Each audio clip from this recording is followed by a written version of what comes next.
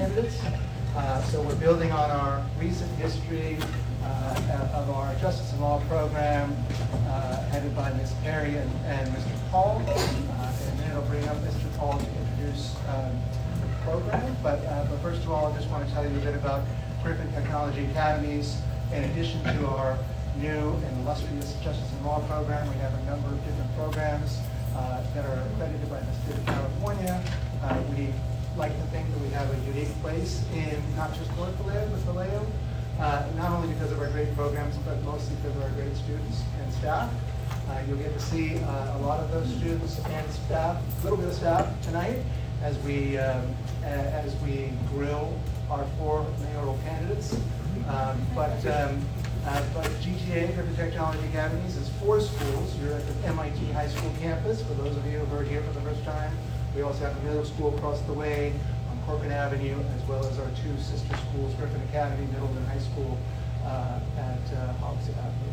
About 1,050 students and growing, and really excited to be here tonight again and welcome you here to this debate. So I'm going to pass the mic, unless Mr. Paul, there's anything I'm forgetting before I pass it over to you.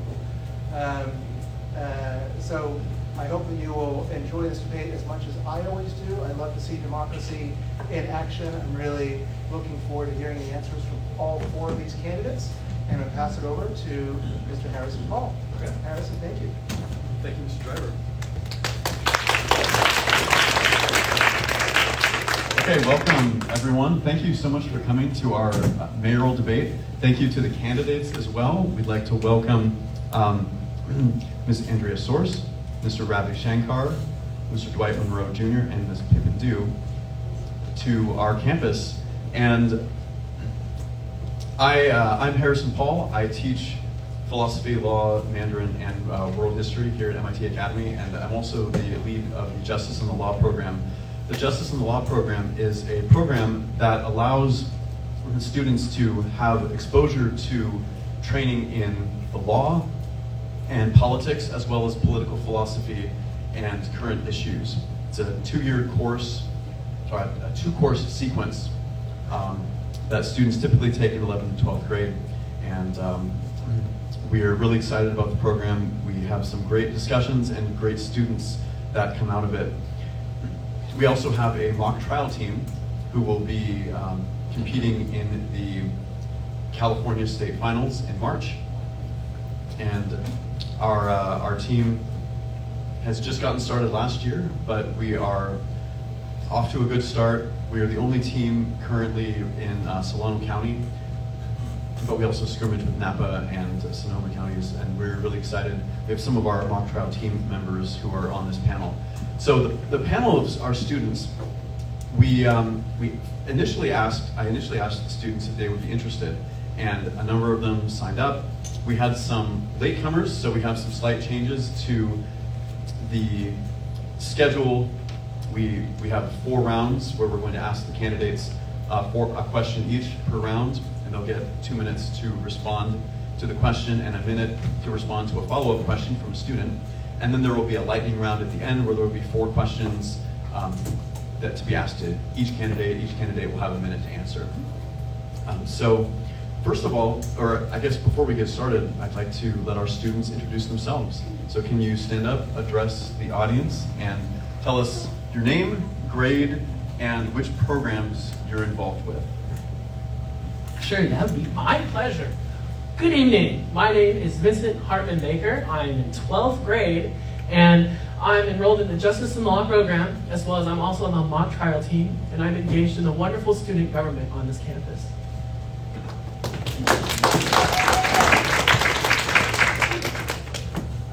Hi, my name is Diana Perez. I'm in 11th grade and in the part of Justice and Law. Hi everyone, good evening to our candidates. I'm Zarina Rukan. I'm also in the 11th grade and I'm part of the Justice and Law program.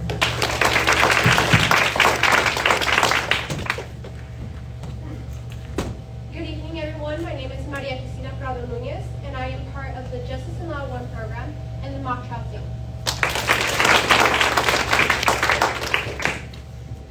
Hello everyone. everyone, my name is Grayson L. Shaw. I am in 10th grade and I'm involved in the mock trial team as well as ASB.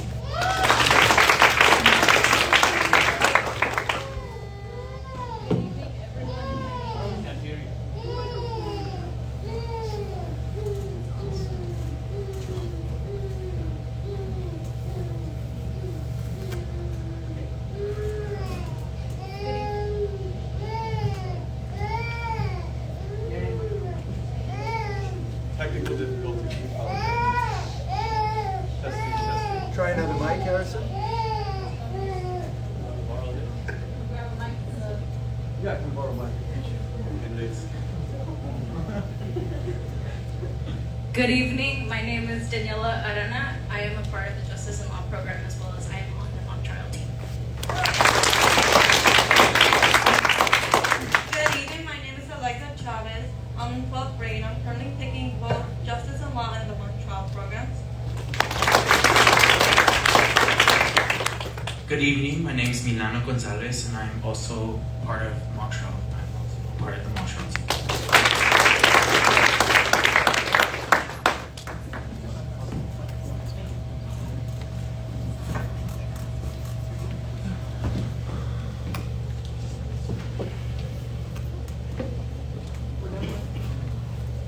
Okay, so our students will need to practice their power of projection.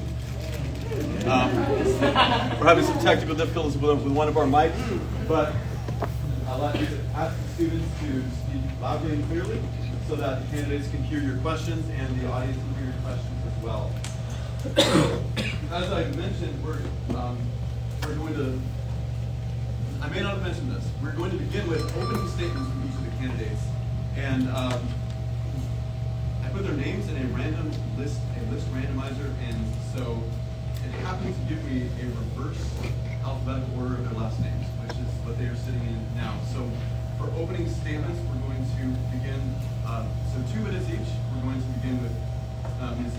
Source, and then go to Mr. Shankar, Mr. Monroe, and Ms. Dew. After opening statements, the students will begin asking questions. And I don't see a timer, so I'll just be the timer. And I'll let you know when your time is up. All right. So I'll go ahead and get started. First of all, thank you all for doing this. This is such a special event, and I'm really appreciative of the students and everybody that put it together. So my name is Andrea Source. I teach economics at Diablo Valley College, economics professor. So I work with students on the next step of their academic journey, and hopefully some of you all in the future. And I've spent my whole career in public service. I started out in K through 12 education. I served in the Peace Corps in Honduras and El Salvador, which is where I met my husband. I managed programs, first after school programming at a middle school and an elementary school, and then economic empowerment programming for refugees and immigrants. I went back to graduate school, got my master's in public administration, and then now I'm a tenured professor of economics.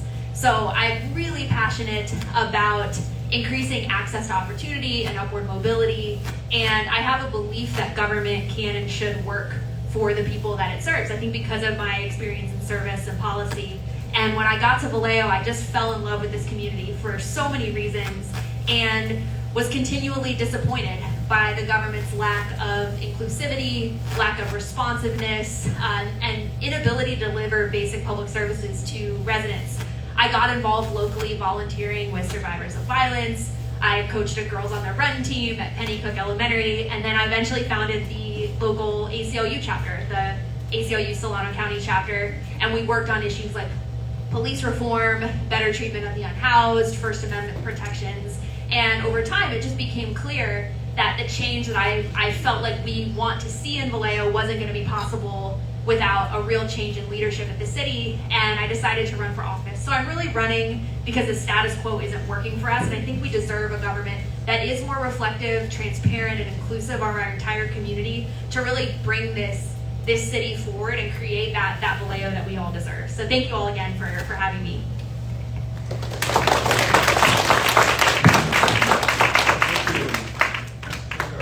We're getting the light, Yeah. the window back there. I think my mom named me Robbie because in San Sanskrit in India, it means the sun. And my little brother's name is Shashi, which means the moon. So growing up, we were teasing our mom, where are the millions of stars, Mom? The sun is shining on me in turn, reflecting on all of you. Good afternoon, and I want to thank Mildred and all the administrators and all the staff who put this together.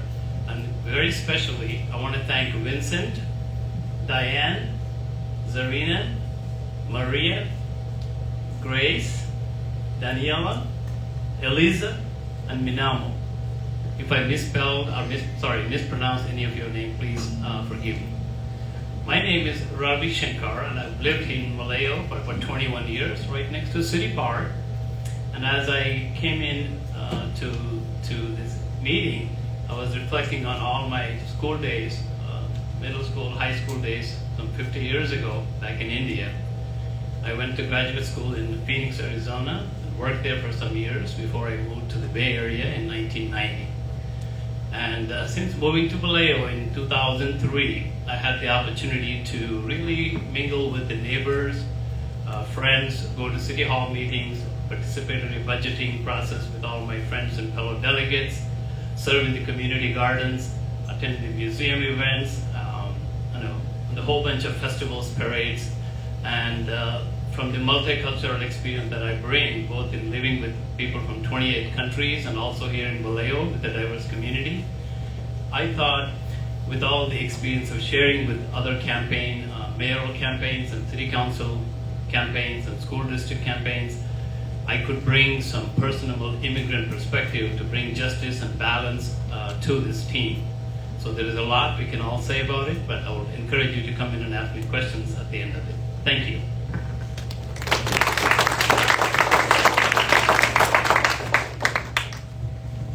How you guys doing today? My name is Dwight Monroe Jr. I am running for Vallejo Mayor this upcoming election, November 5th, 2024.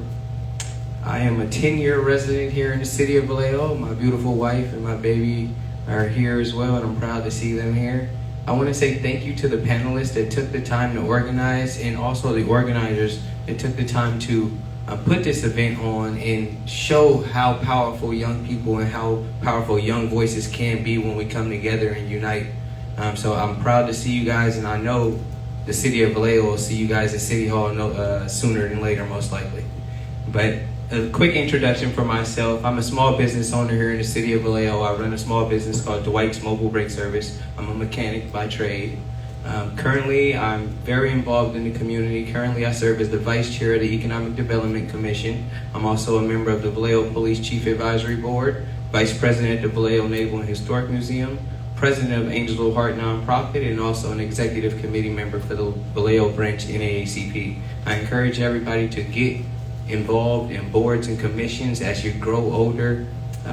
My public service journey actually started at the College of Marin when I first got involved with the Associated Students of College of Marin, which is the student government body at the college. Then I moved on to become the Vice President of the Black Student Union and also the President of Black Student Union. So I always encourage young people to get involved, participate, be engaged with the public, be engaged with your community members, and just make sure you're kind to everybody, quite honestly. My main priorities in my platform this year is public safety. We gotta make sure that our city is safe first. That's the #1 obstacle that we're facing as a city, and we gotta start tackling this problem with real funding. We really need real urgency and solutions to make sure that we tackle this issue. Thank you.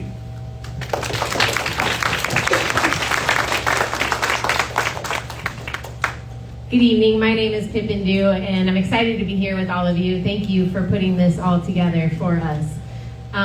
I was born and raised in the Bay Area, and I've called Vallejo home for almost 20 years. I am a mother of 3 girls and a self-employed realtor. I am president of the Solano Association of Realtors, governor's appointment to the San Francisco Bay Ferry, and immediate past president of Vallejo Main Street and the Chamber of Commerce. And all those titles really mean is that I have volunteered thousands of hours over the last couple of decades working hard to improve the community for everybody. I really stand behind my work on council.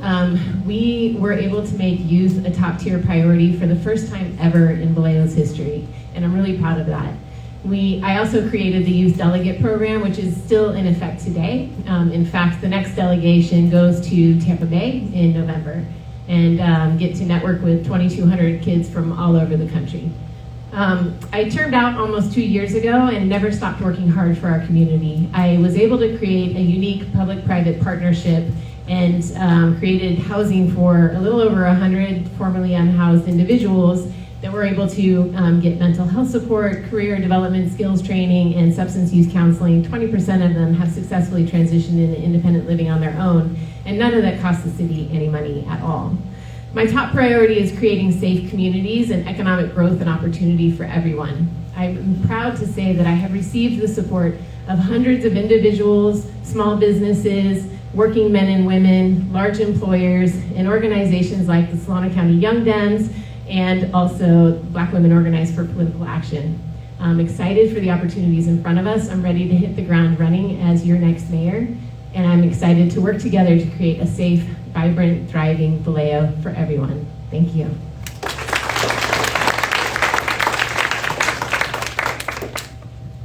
Thank you, all candidates.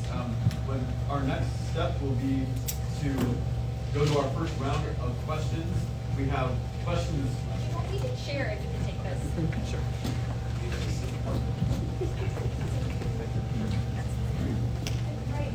One thing you learn as a teacher, you gotta learn to improvise. So, we're going to start.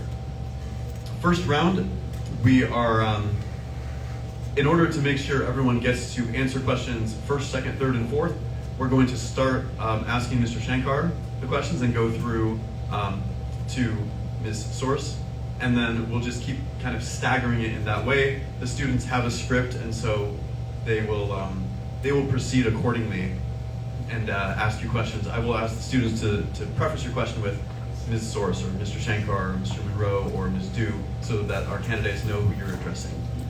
Okay, so our first question is from Daniela.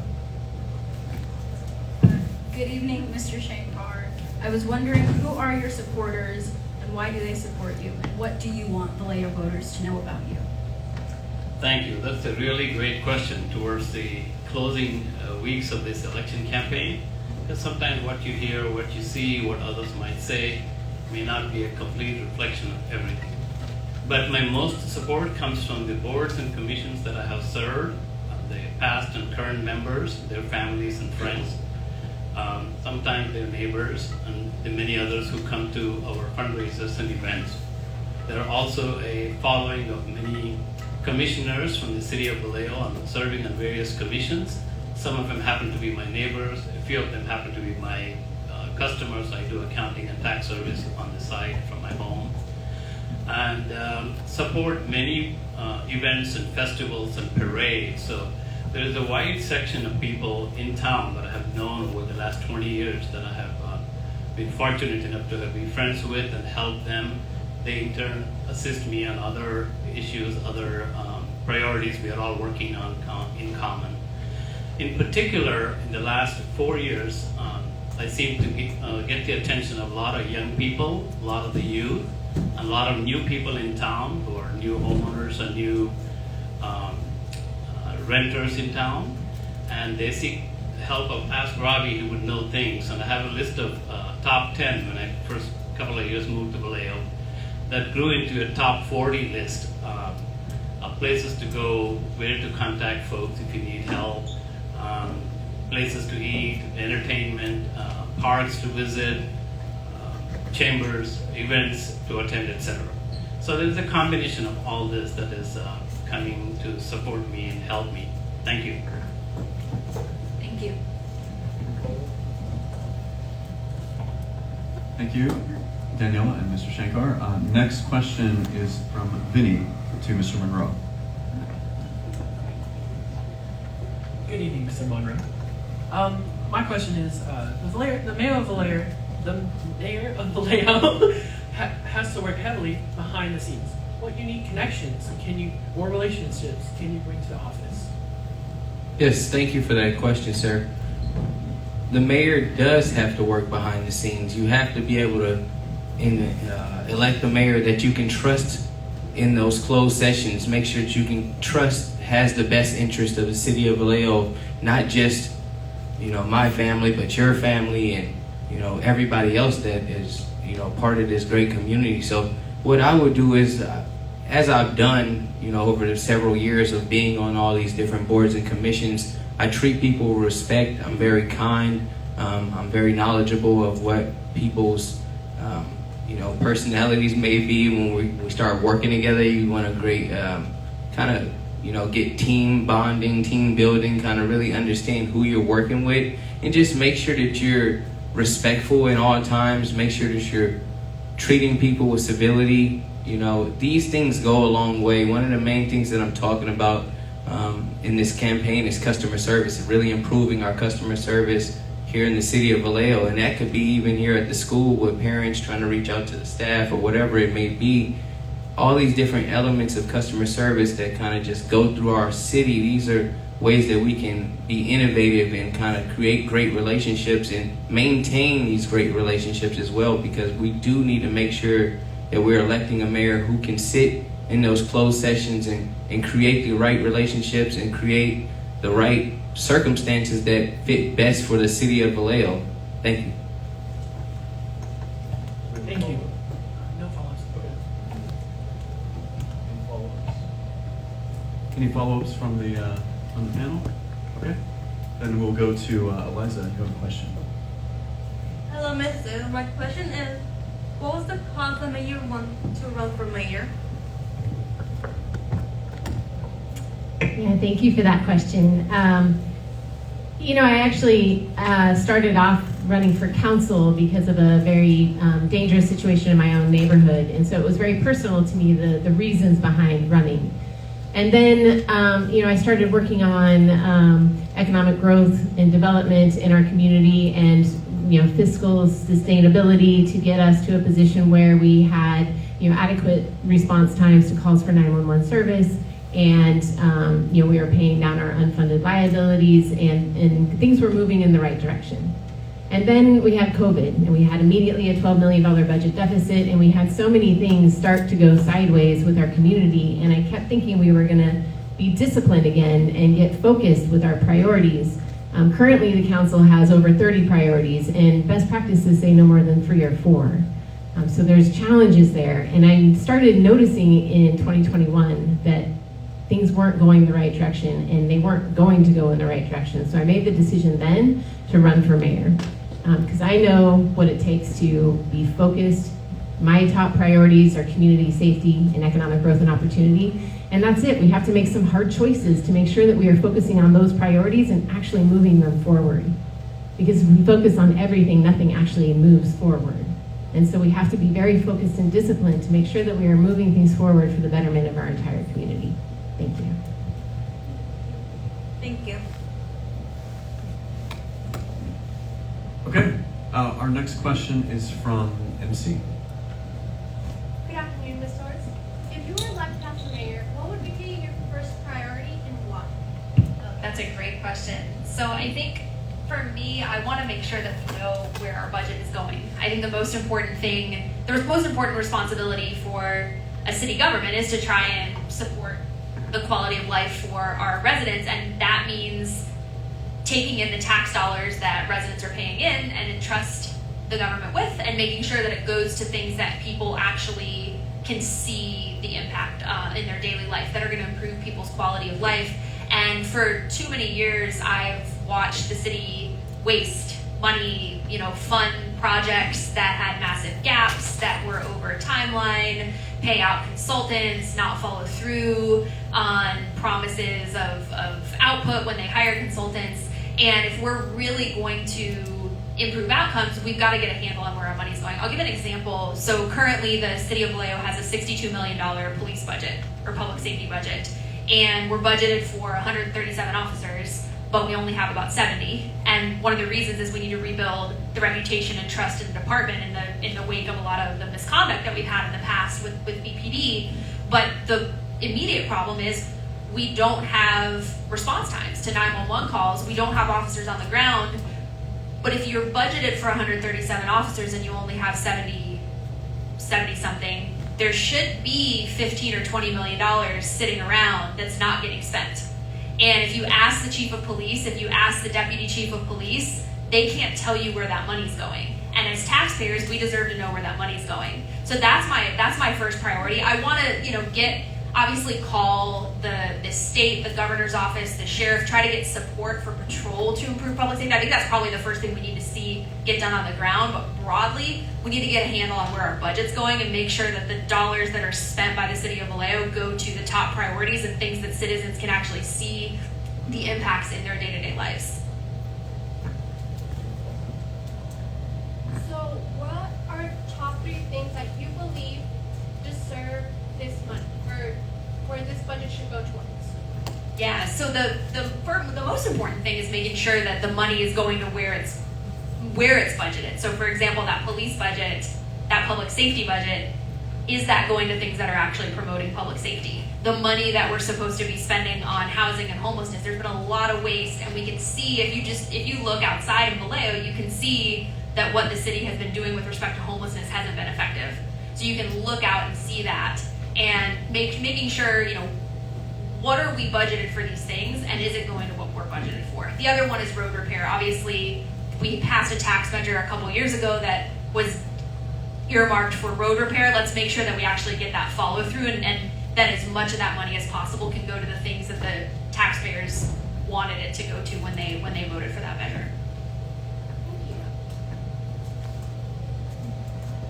Thank you. Next, we have Grayson. Question for Mr. Monroe. Hello, Mr. Monroe. Policing is a major issue in this race. You say on your website that you plan on building a new police station. How will building a new police station improve policing? Thank you for that question. So, yes, this is a very controversial subject here in the city of Vallejo, but thing is, while we're wasting time not building this police station, we're not getting safer as a community. So what I'm pledging to people, and I want to tell people straight up, we need to demand safety here in the city. And it is time, the time is right now for us as a community to say, we want to be safe as a city. And I think that's the common kind of goal that I'm hearing when I'm speaking to residents, and also just the emphasis of that question. So what I envision with this new police department is more of a modern day policing needs a modern day facility. So we're gonna make a police department what I envision of more of a community center, something that's welcome for the people. If you can imagine what's there now, totally the opposite. I don't know if you've taken a visit to the walking up those stairs to the police department, but it's just not very receptive. It's not really welcoming at all. We need to create more of a sense of a community center where the public can feel safe in this space, seek resources, all sorts of different things.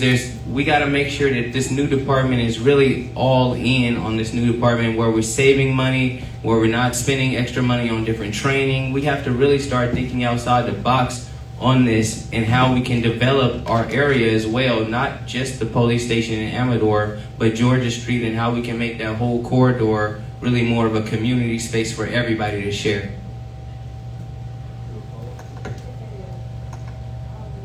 Where do you expect to obtain funding for this project? Thank you for that question. Another great question. So I actually plan on proposing a bond measure, and I want to work closely with the city manager and the city attorney to figure out how fast we can get this bond measure on the ballot, on the next ballot. And the next ballot that would be available would be 2026 or 2028. I believe it actually probably be closer to 2028. Just seeing how I see how things have worked in this city, everything takes quite a while to kind of do all the studies that they need to do and really figure out how we're going to make this effective for the voters. But the main thing, we got to propose this bond measure, and we got to give it back to the voters, give the right back to the voters to demand safety here in the city. What I've been telling people on the campaign trails is safe cities invest in safety. Thank you. Thank you. So next we have Diana. People online have said that the police department in Vallejo is unresponsive or understaffed. How would you fix this issue? Yes, and so current situation is we have 3 or 4 officers on any given shift, and I go on ride-alongs regularly, and I can tell you it's not working. It's just not enough staffing. For example, I actually had an incident in my own neighborhood this morning, and I had sheriff's deputies show up because there was a warrant that was being served on somebody's house, and the person ran, and they called, the person that served the warrant called BPD, and they said, we have nobody to help you, sorry. So they had to send in 8 sheriff's deputies to come, and they never found the person. So, all of the neighborhood is concerned, of course, like some suspect is running, we don't know what he's done or what the issue is, and Vallejo could never respond. We have to increase our staffing. I've been talking to the sheriff for almost 2 years now. He is getting ready to submit a proposal that would increase staffing immediately while we rebuild and reimagine our department. We have to get that staffing support immediately to be able to respond. And also, all of the reform work that began while I was on council, it requires a lot of training. So our current officers, any normal officer requires 45 hours of training every year. We have an additional 85 hours on top of that, but they're working 16-hour shifts. So when are we supposed to have them get the training they need to have the results we want to see for our community? So it starts with staffing. So that's the first stop. Do you have a follow-up, Diana? Okay, thank you. So our next question is from MC to Ms. Source. Hi, Ms. Source. So you were talking a lot about the police department earlier, but I would want to know, what is your plan for the police department? Yeah, so I think there's 2 things that need to happen simultaneously. I've been a vocal advocate for police reform for many years, starting with the formation of the ACLU chapter. The killings and excessive force by the Vallejo Police Department have been going on for over a decade, and the city council's had many opportunities to address it and continually failed. They just kicked the can, and now we don't have the ability to attract or retain good officers because of the reputation of the department. Nobody wants to work here, and the good folks that we do have don't have support. They're out there without support. So we have to do 2 things. We have to reform, and you all might have seen in the news that the California Department of Justice actually sued the city of Vallejo last year because of the failure to reform. We were sued and put under what's called a consent decree, and now a court-ordered settlement agreement that compels the VPD to reform because per the DOJ, it had become clear that the city wasn't going to reform itself. It needed the court oversight. So we have to do that. We have to do that in good faith, and we have to support whoever gets hired to be the new police chief. We have to support that person to implement the reforms. The last chief tried to reform and was run out of town. So we've got to do it right this time, and at the same time we're doing that, rebuilding trust with the community, staffing up with good folks and rebuilding the department, we've got to get reinforcements in the short term. We've got to get, my position is if the state of California has intervened with our police department, then we should get support from the CHP. The CHP has sent officers to Antioch, they've sent officers to Oakland. There's no reason why they can't send additional patrol to Vallejo, especially down Sonoma Boulevard since it is a state highway. So the state knows we have a problem. We can try to get them to give us reinforcements, and also the sheriff's office to get us reinforcements so that we have the staffing. The same communities that are impacted by police violence and mistrust are also impacted by community violence. And those folks deserve to be able to call the police when something happens to them and get a response from somebody that they can trust. So that's the plan. So how do you know that you're appointing the correct police officer? Yeah, that's a good question. So I think the process is led by the city manager. So there's, the way that I like to describe the structure in City Hall, the mayor and council are kind of like a board of directors. The city manager is the CEO of the city. They manage the day-to-day operations, and they oversee the police chief.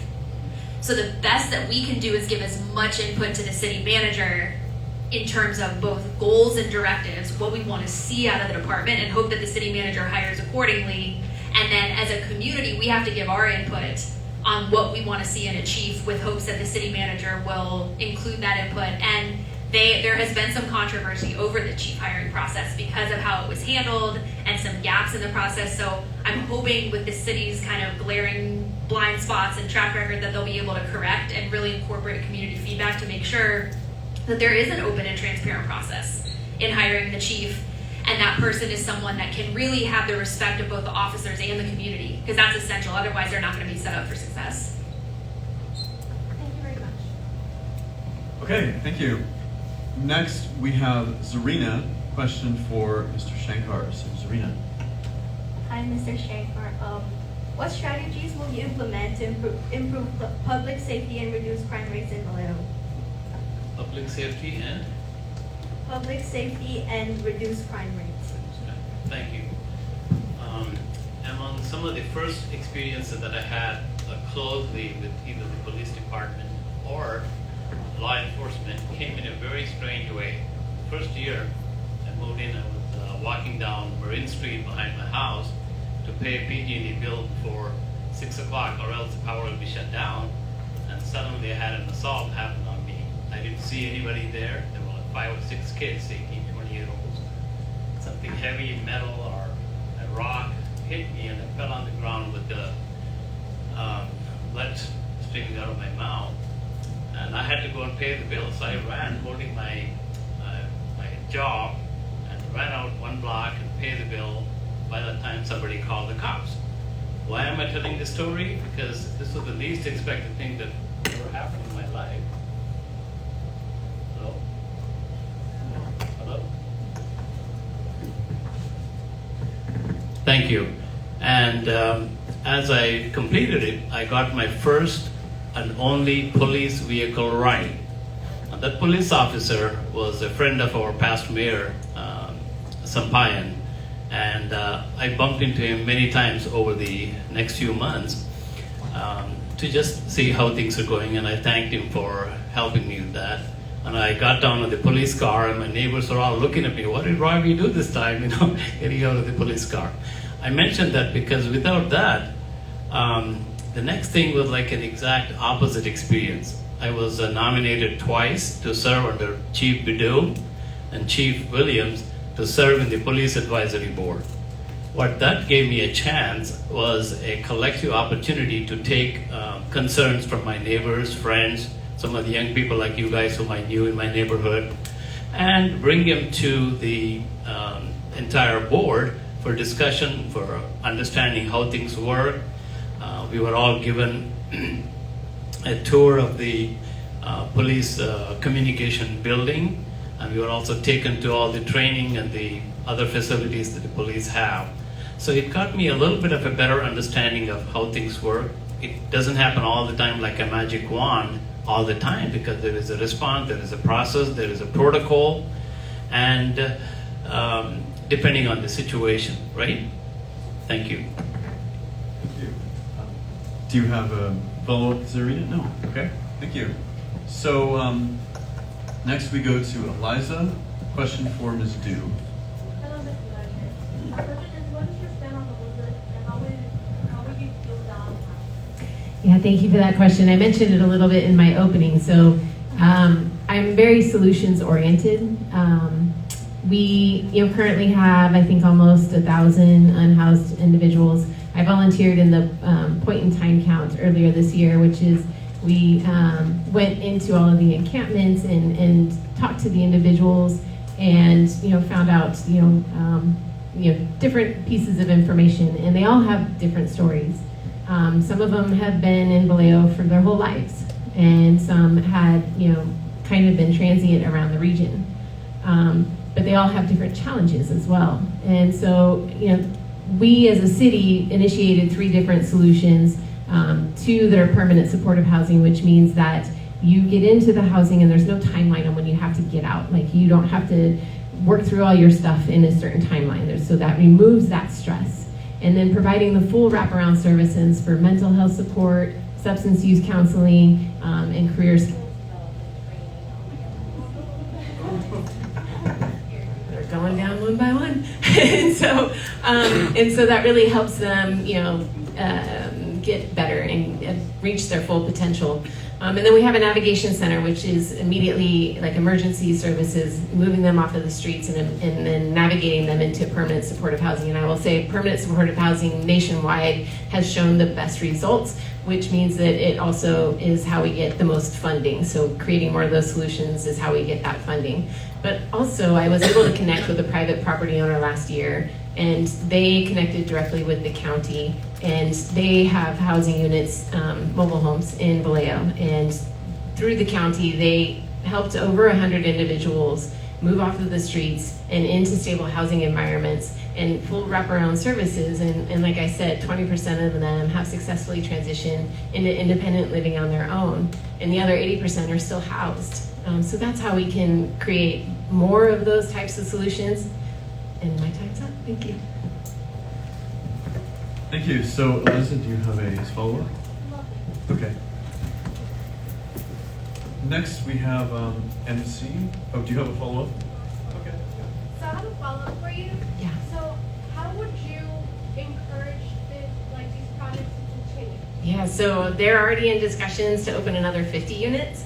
And I connected another private property owner with a different nonprofit that is looking at a different need. Like I said, they all have different needs, right? And so this one is working with formerly incarcerated individuals and having a soft landing for them when they come out, so that they have a stable housing environment while they figure out where they're going to work and how they're going to live, and find the housing they need to, for long term. And so, I'm always seeking more of those opportunities, because there are more needs than the resources we have right now. And so working with the county to make sure that we continue those kinds of opportunities is really important for the success of solving the unhoused problem in our community. Welcome. Okay, thank you. Milo, you have a follow-up question? As you said, there was, you said 20 out of 800 were able to go into independent living. How would you increase the number of 80 to a higher, increase the number of 20 to a higher number? Yeah, it's a challenge. You can't,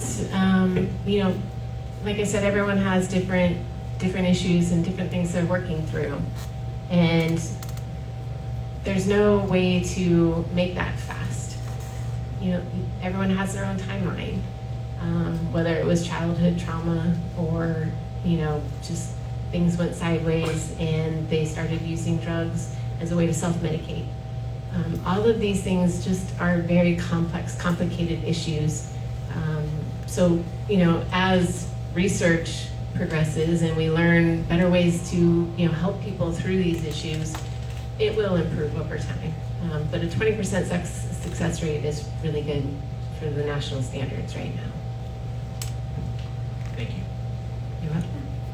Thank you. So next we go to MC to ask the source. Go ahead. So earlier you were talking a lot about homelessness, right? But how would you provide help for them as a mayor? Yeah, this is another issue really important to me. I truly believe that you judge a society by how you treat your most vulnerable. I think we have a responsibility to provide opportunities for those that are, hard on their luck or experiencing homelessness at this point in their lives. And unfortunately, we've had a trend in the city of Vallejo where the city will go in and just sweep and clear encampments, but there's nowhere for people to go.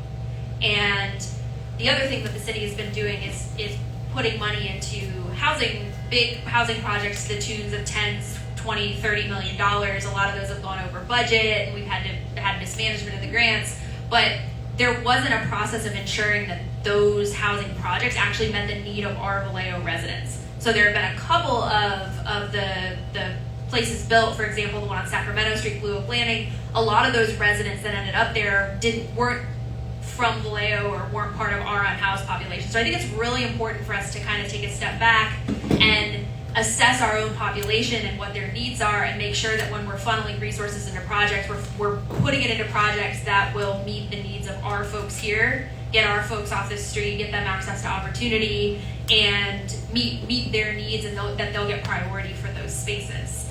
One thing that I have been advocating for is a safe camping and parking zone, because we do need to clear out. Some of these encampments are really dangerous. They're magnets for illegal dumping, for crime, for arson. It's dangerous for both the unhoused residents themselves and the surrounding neighborhoods. So we need to be able to clear and clean up those spaces.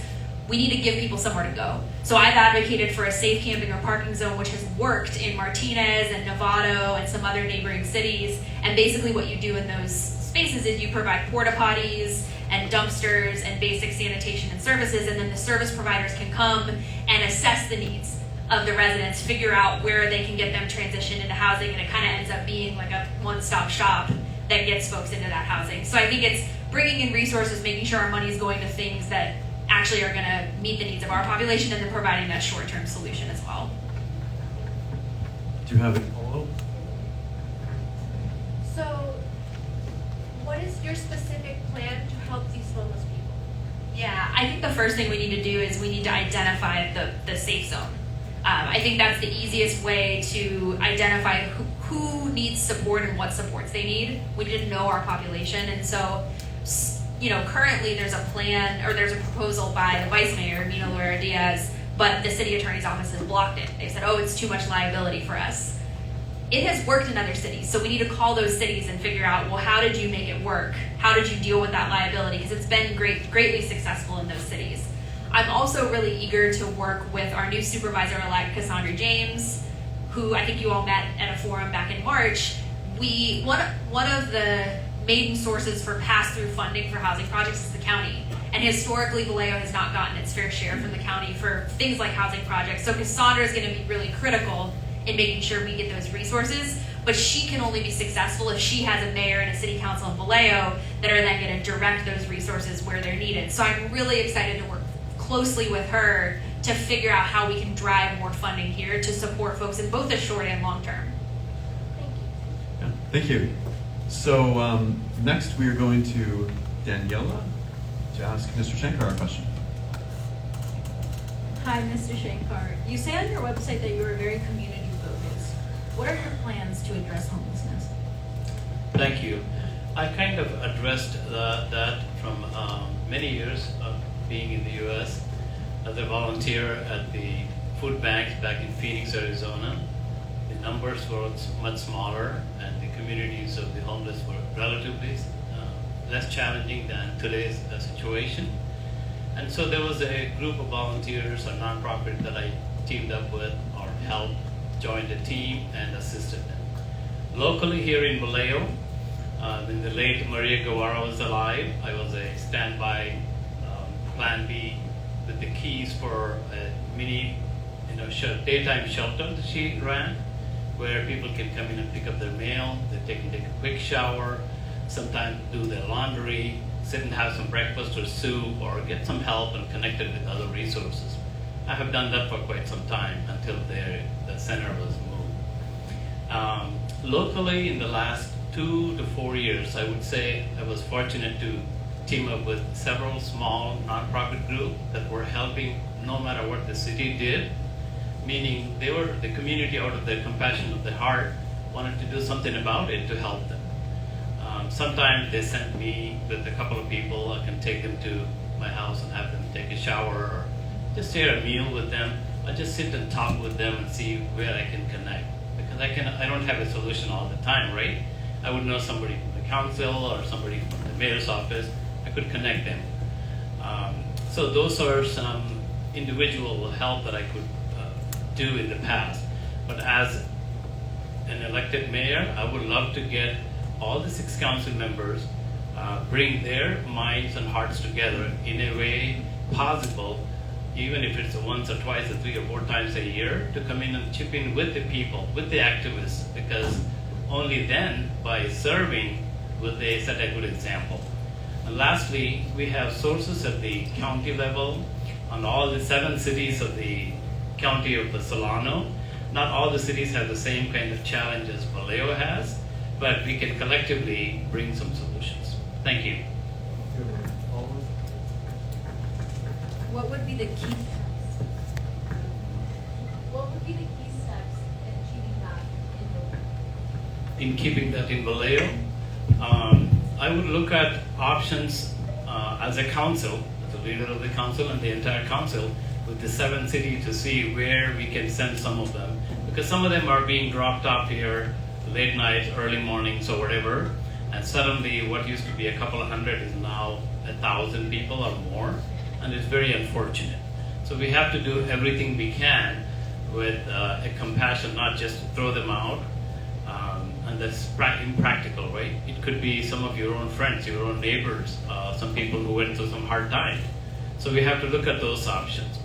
We also have to look at organizations that can do a bigger, better project. There are a couple of them in Vallejo actively helping, and we have to take the help of those people, because sometimes the city council, when they are focusing on other bigger priorities and projects, they may not be able to deliver those kind of humanitarian assistance all the time. Thank you.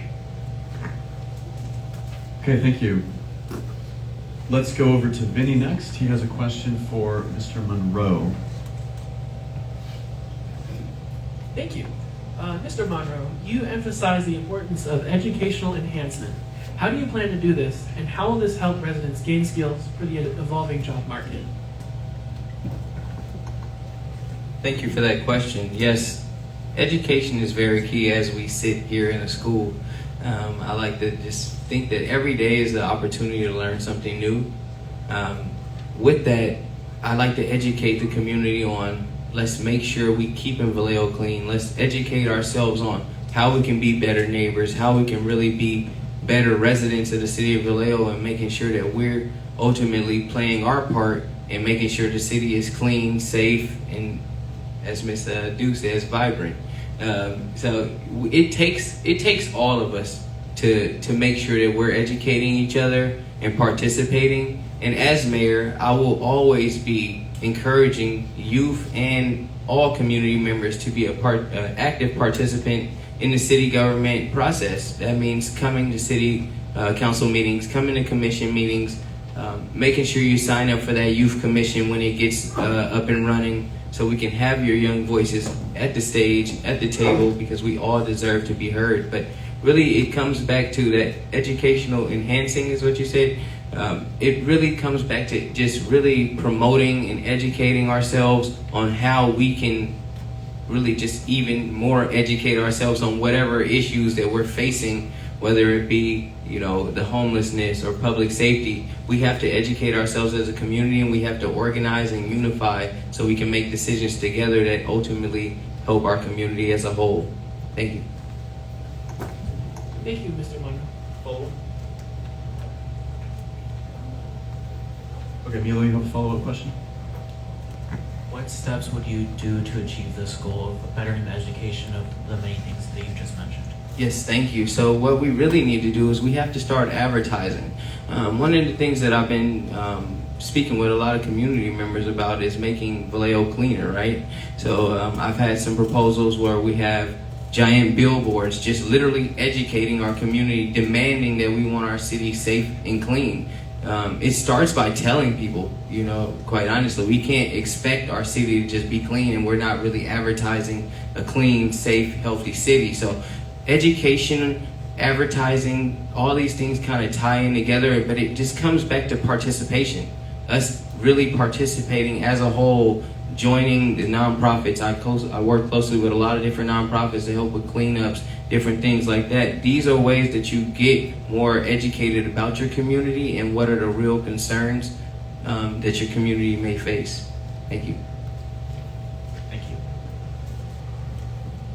Thank you. So next, we have MC, another question for Ms. Source.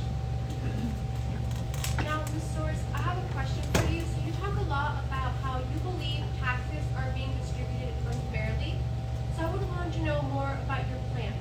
What do you plan on using the city budget for? Yeah, I think, it's important that when people pay taxes, they can expect a certain level of services in return, especially in a city like Vallejo, where we have a lot of working folks who don't have a lot of room in their paycheck. And so, when you pay something like a sales tax, that's, almost 10% of nearly everything you buy. A low-income household is going to spend a lot of their money, so they're going to be spending a huge proportion of their money on those taxes.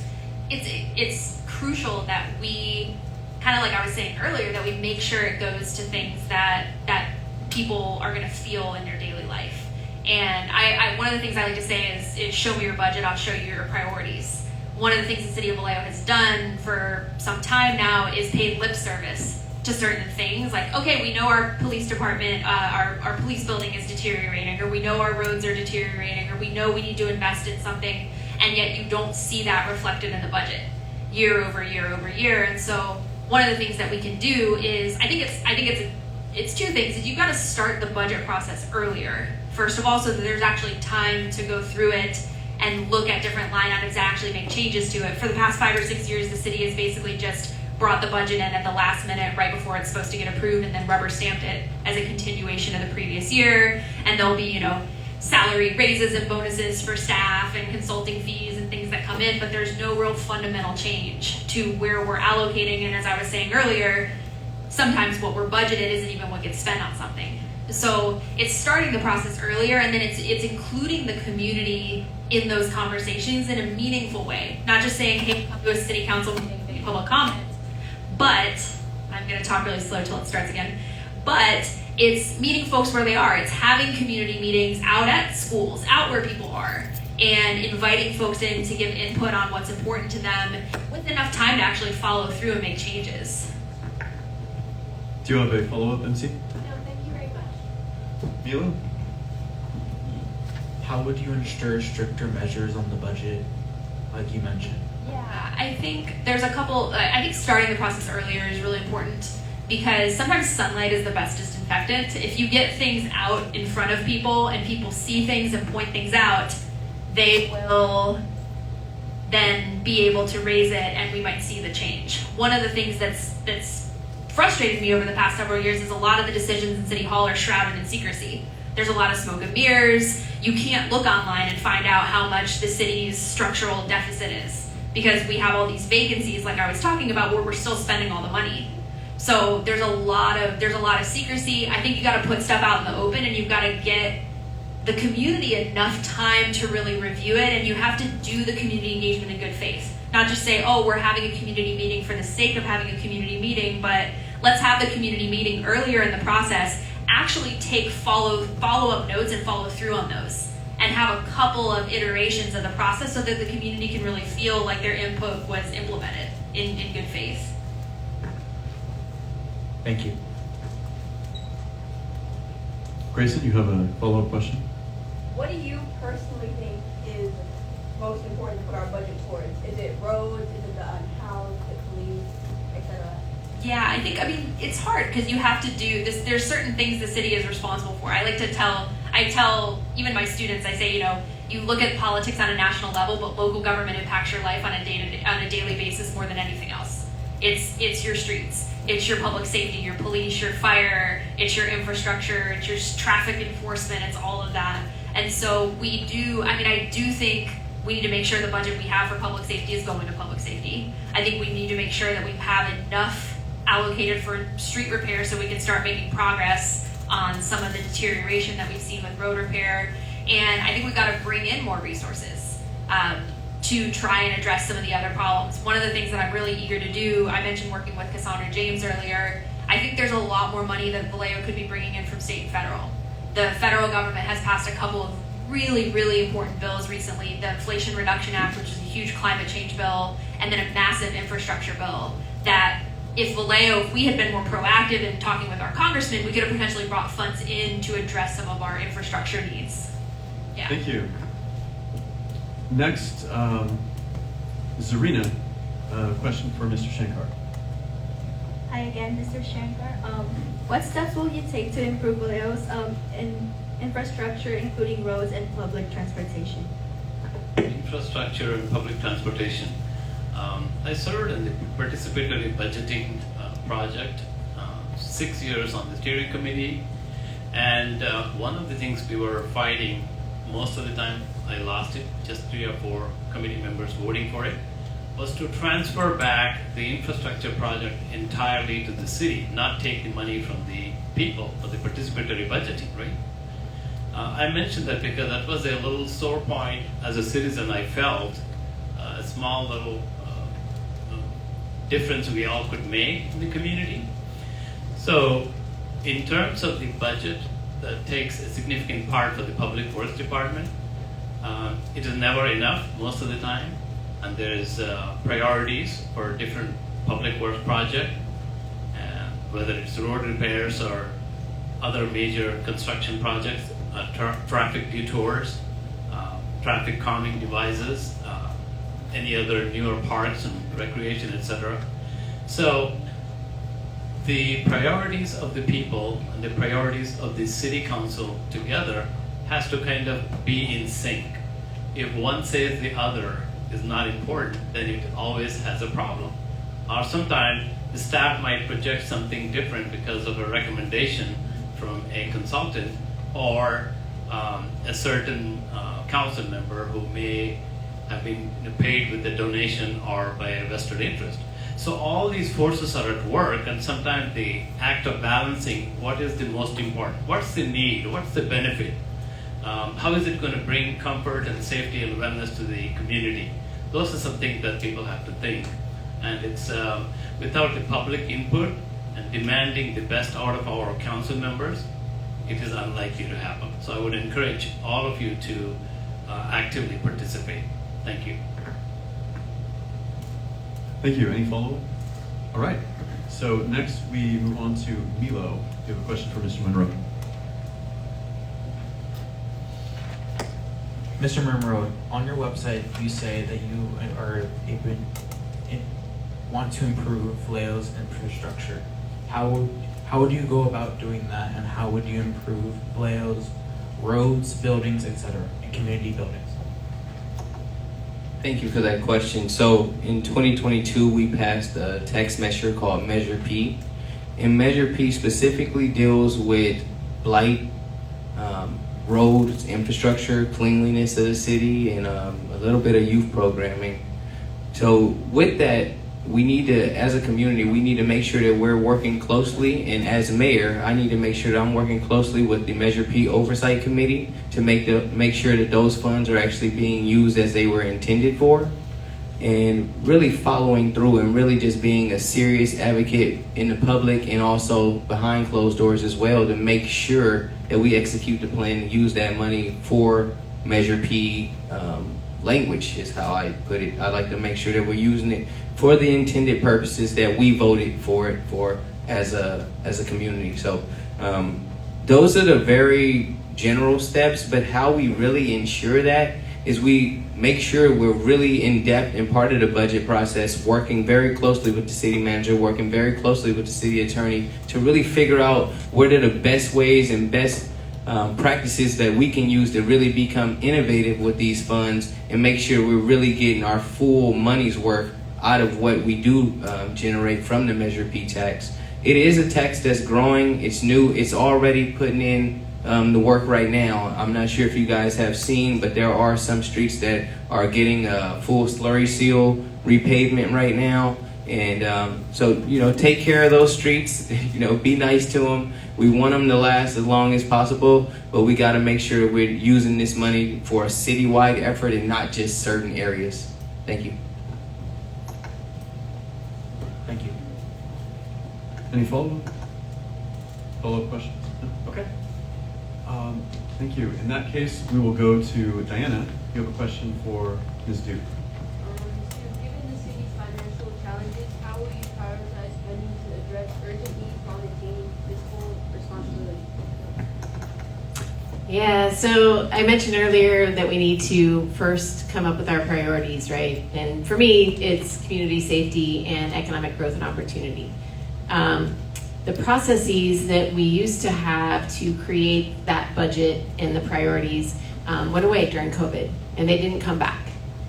So it starts off with having goal setting, and that is with the council, with the directors of the departments, and also with the community. And I would love to see us include a future youth council, and also the commissions, chairs, vice chairs, and community members also. And it used to be like a 2-day event where we would really go through all of the things, we just blue sky, all of the ideas that we wanted to see in our community, put them all out there, and then start prioritizing and saying, okay, which ones rise to the level that we actually focus our budget and our monies and our resources to make them happen. And then taking those priorities and moving forward to the budget process and having a full 3-day hearing, looking at every single department in depth and going through what their budget priorities are, where they're spending their money, and then making sure that those budget priorities align with the overarching priorities for the city. And so getting back to that would be how we can be fiscally responsible. That's how we got, post-bankruptcy to a point where we, like I said, we had surplus reserves, we had revenues exceeding budget, we were paying down our unfunded liabilities. Like, these are things that are unusual. And we made that happen by going through that process. So I want to bring that back. Thank you. Do you have any follow-up? Okay, so now we go to the lightning round. The lightning round, we're going to ask the same question. We're going to basically ask one question, and then each candidate will have a minute to answer. And we'll start with one candidate, and then we'll start with a different candidate each question, and just kind of go around this way. So the first lightning round question is from Milo, and we'll start with Mr. Shankar answering and go this way. Prostitution is a major issue in Vallejo. How would you, as mayor, punish the people who are recruiting these girls into prostitution, and how would you discourage it? Thank you. I live right next to City Park, and almost 21 years I've watched some of it, and the last few years it's really very sad to watch it. It happens right around all the blocks of many families and children who live by City Park. So in our neighborhood coalition, I serve on the board of the St. Denis Neighborhood Coalition. We brought the police chiefs in the past, the current chief and the one deputy chief, to come in and address this issue, to see what special skills and resources they can bring to help. There are social services. Not everybody can go and talk to them. There are much more tactful elements or controlling those women. And it makes me sad every time I watch this, but we must do as a city something to improve the situation, bringing all and any experts who could help in the situation. I don't have an expertise in this, but I would work to get any resource available to minimize it. Thank you. Thank you for the question. Yes, my family and I, we live on Kentucky in Napa, so we're right about 1 block away from the most dense prostitution area, quite honestly. I've been there 10 years now, so I've seen some of these girls literally for 10 years. So I'm puzzled by it, quite honestly. We need to change our whole mindset on this. We gotta stop being so nice about these things. Like I'm telling people, we're allowing things that other cities just won't allow. You will never see prostitution sitting in front of that Walmart in American Canyon. You definitely won't see any prostitution sitting on Main Street in Benicia. But why are we allowing it? So we got to start asking ourselves the tough questions on why are we being so lenient on these things that obviously is a real public safety crisis. But one thing that I want to make sure we put emphasis on, we need to make sure we increase staffing. We need outside agencies to combine their powers with us, like CHP patrolling Sonoma Boulevard, which is, thank you. Thank you. Thank you. So I actually met with Caltrans 2 weeks ago to talk about the Complete Streets project that they are implementing for Sonoma Boulevard, which improves the entire street. It's creating a safer space for pedestrian, bicycle, transportation, and vehicle travel. And they were already interested in creating a joint task force with CHP, City of Vallejo, and our police department, looking at all of the issues that overlap in our jurisdictions, because Sonoma Boulevard is actually Highway 29 and it's under Caltrans. Also, I connected with a woman that is part of a task force in San Mateo County addressing human trafficking. It needs to be a regional approach. It needs to be, yes, addressing the people that are trafficking these individuals, and also looking at how to help the individuals that are being trafficked off roads to get out of these situations. So creating that collaboration. Thank you. And Ms. Source. So a lot of, I agree with a lot of what's said. About 6 years ago, I completed the state certification, 60-hour certification in domestic violence, sexual assault, and human trafficking counseling. And I learned what we all kind of see on a day-to-day basis, that this is one of the top corridors for human trafficking. And as has been said, it's really a broader issue that extends beyond Vallejo. One of the things that I'm proposing, not just for this issue, but across public safety, is leading an interagency task force out of the mayor's office that includes our police department, as well as the sheriff, the highway patrol, and the FBI, and our other agencies at Cal Maritime and Solano College, to address some of our issues like response time and human trafficking, because as we all know, we first of all, we need to be going after the pimps and the johns rather than the sex workers themselves. But a lot of the trafficking happens interstate. A lot of this is happening on Sonoma Boulevard, which is a state highway. So you've got to get that collaboration. We also don't have a lot of resources for the survivors, victims and survivors of trafficking. So I'd really like to see that increase as well. Thanks. Okay, next question. We'll start with Mr. Monroe, and questions from Grace. How do you plan to attract businesses and create jobs in Vallejo? Thank you. That's a great question. So, as a small business owner, I definitely feel like small businesses are truly the backbone of the city of Vallejo. Until we really do find what is our real niche.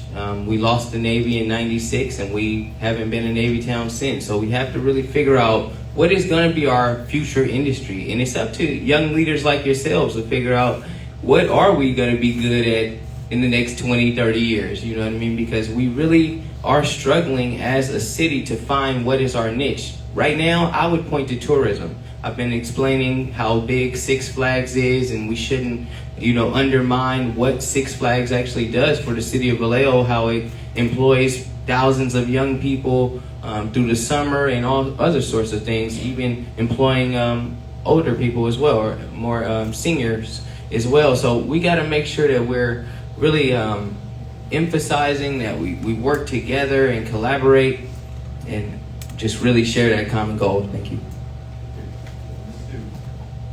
Thank you. So while I was on council, one of the first things I did was create the Business Retention, Expansion, and Attraction Program, which was going and meeting with local businesses every month and finding out why they chose Vallejo, if they were looking to expand in Vallejo, and because helping existing businesses expand is the fastest way to grow more jobs. And also, what businesses did they work with that don't currently exist in Vallejo that we could work to attract here, like kind of low-hanging fruit. And through that program, I actually met with Costco in 2015 and found out they were in need of expanding their footprint, and they really wanted to expand in Vallejo, but if they couldn't, they were going to leave. And I was able to connect them with staff and make sure that they were able to do the project that's in construction right now in between Avery Green Honda and Target that will bring new jobs, new tax revenues, and new housing for our community.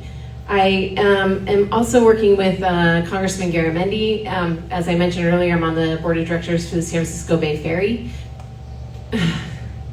More to come. Thank you. Ms. Source. I think, so Vallejo is a gem. We have obviously the diversity on paper, it's just an amazing community, an amazing location, the waterfront, the history.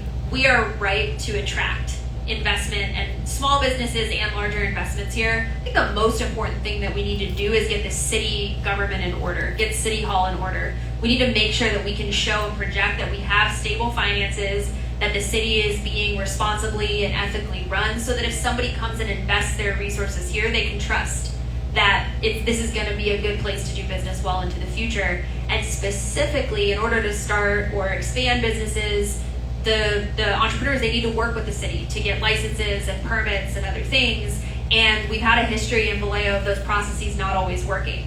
We've had a lot of special treatment for special interests. If you're a millionaire or billionaire, you can operate without a permit. But if you're a food vendor, you're getting the runaround. Or if you're a small business, you're getting the runaround. So I'm hoping to make those processes more transparent and fair to everybody. Thank you. I can think of a couple of small baby steps of sorts. I would encourage in the first year with the council's united vote to waive all the fee for new businesses that are coming to Vallejo, just as a small incentive. I would also encourage the existing businesses to bring a referral, somebody who could start the process within that year, so they get some sort of a benefit from the city that doesn't adversely affect our finances, because this fee is not as much as in a larger Mare Island construction project or a bigger project. I would also want to recognize in the audience Yolanda and William Kim, Grandmaster Kim, who are the past presidents of the Sister City Association. And I bring that up because we have talked about collaboration with our sister cities from Baguio, Japan, and Korea to bring, and then Ensenada, to bring in business resources. Thank you. Thank you. Next question, Vilo, and we'll start with.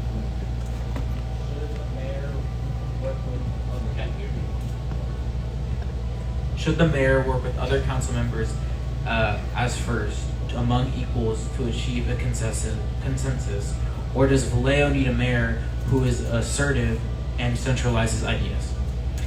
Thank you. So nothing gets done without 4 votes. So there's 7 members, the mayor, and 6 council members. But we are also held to the Brown Act standard. So we can't talk to more than 2 other individuals about anything that we are going to be voting on outside of the public eye. So it is always prohibited for, and even like serial conversations. So like you couldn't come and ask me what I thought about something and how I might vote on it, and then go and ask Dwight and ask what he was going to vote on it, and then tell him what I said, and then continue, because that's a serial conversation. So it's very strict in terms of what can be said and done, but you always want to collaborate wherever you can. And I would say that I learned from other mayors that did this successfully, where they would reach out to those that they had the most differences with and try to work on a project together that they could collaborate on, building unity in the whole council and creating better vision together. Okay, next we go to student source. I mean, the answer is absolutely. There has to be a better cohesion, better working relationships with council members while complying with the Brown Act. I'm really eager to change the culture of how the city council conducts its business and do more things like study sessions and work groups and subcommittees, ad hoc committees, where we can have more informal and productive interactions to reach consensus prior to taking things to the more formal council meetings. And I think the mayor can have a huge role in facilitating the council meetings and facilitating the agenda to make sure everyone's voices gets heard, but also to make sure that things move forward, that we're not just stagnating and spinning and paying lip service without getting anything done. At the same time, the mayor, I believe, does need to be assertive externally. The mayor needs to be a champion for Vallejo. We don't get our fair share of resources from the county or the state or the federal government. They're trying to put a toll on 37 right near us. We need a mayor that isn't going to make excuses or be passive in those situations, but is going to go and advocate for our people in those situations where only the mayor can do that type of work. Thank you. Very clearly, the mayor kind of acts as a mom and dad of the council family, right? In some ways, they have to look out both sides of the story, not just providing the budget and the logistics and the comfort we need, but also the food and the care and the emotional well-being and the coordination of all of them. So, looking at that role as a collective leadership, you have to act conscientiously all of the time. Sadly, 7 or 8 out of 10 times in the last 20 years that I watched the council meetings actively, because of how the council was split with 4 or 5 to 3 or 2, because of other vested interests or people who paid their donations for big campaign funds or other agendas they wanted to advance in the Mare Island or on other parts of the city. I have seen mostly the division, and how we would like to make a difference is to hold the district citizens accountable to their, the council members accountable to their citizens in the district. Thank you. Yes, thank you. I think the answer to that one is an easy yes to being a team player, quite honestly. As mayor, if you ask anybody that I've sit on several boards with, I come to the table compromising, willing to learn, willing to accept other views, willing to, shake hands, look people in the eyes, and make a difference in our community for the betterment of the city of Vallejo, quite honestly. So I don't think that anything can hold me back from being assertive.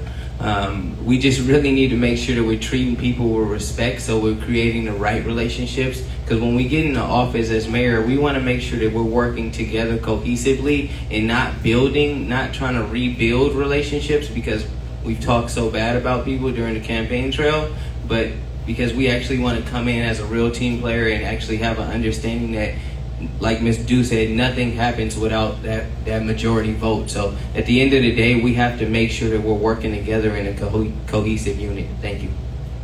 Thank you. So we have one more question from Daniela. And we'll start with the source. By the end of your term, if elected, what changes would you like to see? How will you make them happen? That's a great question. I think there's a couple things that I think there's sort of two simultaneous goals we have to have. We have to have the hard metrics for delivering progress to our community. So I want to see the police staffing up. I want to see response times up by whatever means necessary. I want to see the reforms, the police reforms happening. Maybe we're not quite out of state oversight by that point, but we better be on track to get out of state oversight. I would like to see our number of unhoused on the street reduced. I'd like to see better treatment for them. And that starts with setting goals that are measurable and tracking how we get to achieve them. That's something the mayor's office can lead. Then there's the culture piece. And what I'm really eager to do is make our city government more inclusive. I want to rebuild trust. Public trust in City Hall, the last 2 rounds of polling that the city did had an approval rating of city council and staff at about 10 to 15%. I think it was 14%. So we've got to rebuild trust in government, and that starts with getting more people included in the process. Thank you. Very good question, perhaps one of the best of the whole evening. 20, 30 thoughts come to me, but I have to answer them in 1 minute. So I'm going to just go on in no specific order. I would say the entire city council celebrates the reduction of the homeless and the unhoused people with a party in City Hall, right? Or in front of City Hall. I would look at least 1 to 2 small housing, affordable housing projects get started and completed by the end of the term in both North and South Vallejo. I would like to build the budget reserves for the city, even if it's a small amount, start in that direction. I would love to increase the staffing in the city level by encouraging local people as much as possible. I would invite people from the other cities that are holding many events and festivals just like our own to come and participate and support us. Thank you for the question. That literally is probably one of the best questions. You guys have asked some great questions that adults didn't ask, and this is the last forum. So y'all did great. Don't take that time from me. I have to credit y'all. All right, so the last thing, what I really want to make sure I do in the end of my term, and I don't want it to be a 4-year term. I'm looking for an 8-year plan because I plan on winning this time and winning next time as well. I'm going to be confident, be honest with you guys. But the real deal for me is we have to break ground on this police station. It really is something that really matters to me because, like I keep telling people, the lack of urgency right now, people are literally dying because our city council is not acting urgently enough. And that's something that really needs to be brought to the discussion table. That Black and brown communities, we are suffering because people are not making decisions right now. And that's a real fact. The navigation center, it has to be working, moving, and we have to expand the capacity of the beds. We already know that 125 beds is not going to do anything. The real stats right now from the point in time count is 1,700 unhoused community members here in the city of Vallejo. So 125 beds, that's not going to do anything. So we have to improve resources countywide and citywide. Thank you. Thank you. So I already talked about, safe communities. That's definitely the top priority, and then economic growth and opportunities. So I want to touch on that. As the board member for the San Francisco Bay Ferry, we have been talking, and we've also received over $120 million to go to a zero emission system. So we have a deep demand for clean tech industry. We also need to build more vessels, and it's not just us. The wind turbine industry also needs to build about another 50 vessels. They're going to be located out of Humboldt in Southern California. We're right in the middle.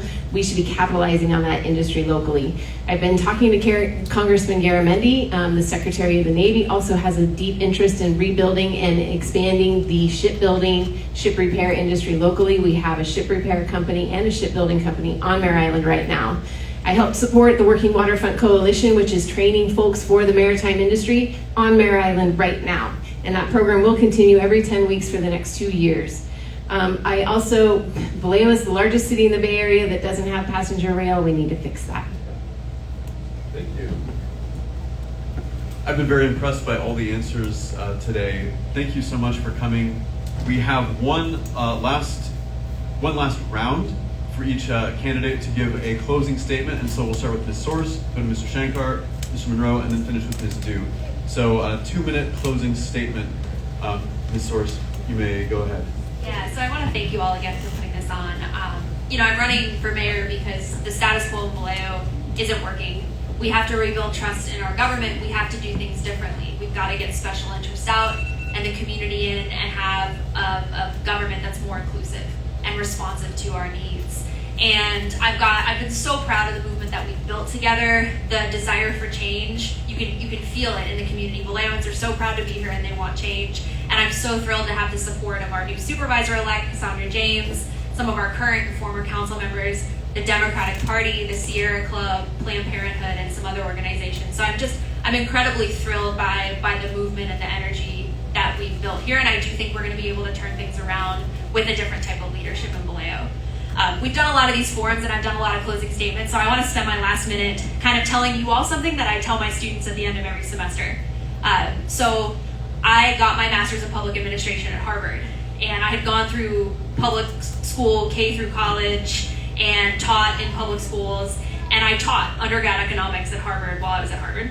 And then I came back to the Bay Area and I taught undergrad economics to community college students. I will tell you, without a doubt, the Harvard students, they got nothing on our students here. And if anything, my current students at DVC, they have more lived experience, they have better questions, they have better care for the world that they live in. And, as we think about systems and goals, you all thinking about your futures, and as we think about Vallejo in the greater context of the Bay Area, don't ever let anyone tell you that they're better than you. Don't let anyone ever tell you that you don't belong somewhere, and think about how your own experiences and how your roots and what you're doing here in Vallejo and stuff like this actually sets you apart from all those folks that our society would like to say, oh, they have privilege, they're better, they're more deserving, we should listen to them. Never, never, never, never let them tell you anything other than you belong in those spaces. So think about that when you're applying for college or whatever you do next, and think about that for Vallejo as well. Thank you. Mr. Shankar. Thank you, all of you again, and for the organizers. I was looking and reflecting on what should I say, and a lot of thoughts come to my mind, and I was imagining myself to be of your age, sitting right here on another institution like this. 50 years have gone so fast. I have most pleasant and happy experiences in life, some sad experiences too, thanks to an amazing cultural and a community servant kind of a family that I was brought up in. I was also fortunate to meet many activists here in Vallejo and leaders from the Solano County who certainly let me know that the youth is our future. I have 15 grandnephews and nieces and about 13 nephews and nieces, grown-up ones. And when I look at each of you who came up with great questions today and very bold at this age, I commend all of you. it reminds me that we have, as a generation that is stepping down or retiring into our evening of our lives, a lot to offer and to make our lives, your lives better through our work. And my work is a part of many activists who are public servants and with the offering servant leadership of trying to make the community better. Wellness of the community, safety of the community, better job opportunities, a little bit more peaceful and happier life than what we had is what we would like to leave to the next generation as mayor. Thank you very much. Thank you. Mr. Monroe. Yes, thank you guys so much for this. This has been a great finale. Quite honestly, this has been outstanding. Your questions have been amazing, very in-depth, very thoughtful. And I can tell you guys did your research on this too. So I really love that and really can applaud you guys on doing all that work. So it takes a lot to step up as young people and really make sure that you're coming out and answering these tough questions. But I'm Dwight Monroe Jr. Again, I'm running for Vallejo Mayor this upcoming election, November 5th, 2024. Ballots are in the mail. They've actually been in the mail since the 7th. So tell all your parents to pull out their ballots. Vote Dwight Monroe Jr. I'm in the second slot on the ballot. Truthfully, guys, we need it. We need representation as a younger generation. I'm looking at you guys. I'm so proud of y'all that I know some of you guys are going to make the cut on council. Most of y'all might say, oh, no, I'm not doing that. But a couple of y'all might have the real guts to get in there. But I really am encouraged by seeing you guys ask these tough, great questions. Again, my number one priority for this year and for every year is public safety. We need to make sure that we're knocking down that first domino first.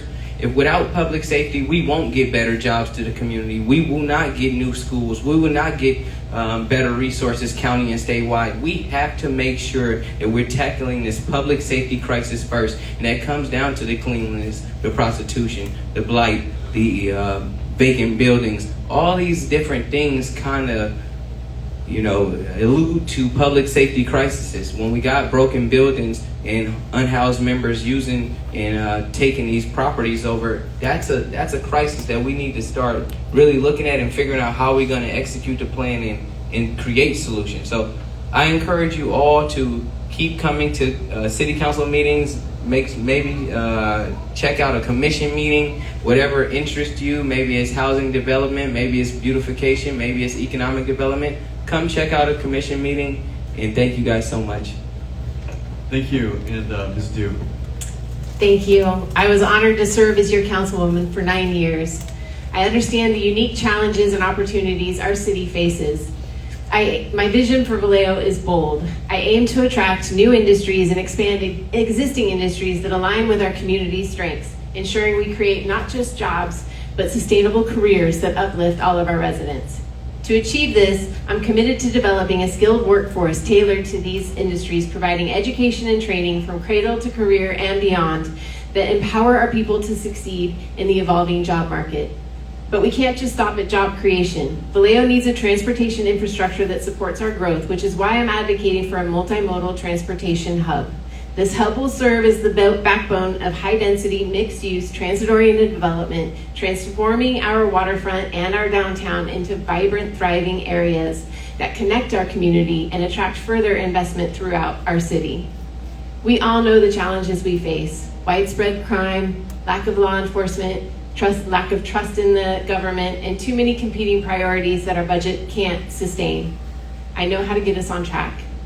We must make the hard decisions to get to sustainability swiftly and launch to the next level. I'm ready to hit the ground running, ensuring that we don't just grow, but flourish in a way that benefits every resident. My experience, vision, and unwavering dedication to Vallejo are the keys to unlocking our full potential. I want to say to you, the youth here tonight, it's really important that you guys are engaged. I really am grateful for you to be here tonight. So many times we hear the youth are our future, but you're right here, right now. And while we're out here building the world for you to live in, we better make sure it's the one you want to live in. So thank you for stepping up to the plate and for being here tonight. And I also want to share, Soroptimist, I'm a member of Soroptimist. We have scholarship opportunities for girls. Solano Association of Realtors, we also have scholarships for all youth. So please reach out afterwards. Thank you. Thank you. Can we have a round of applause for all of the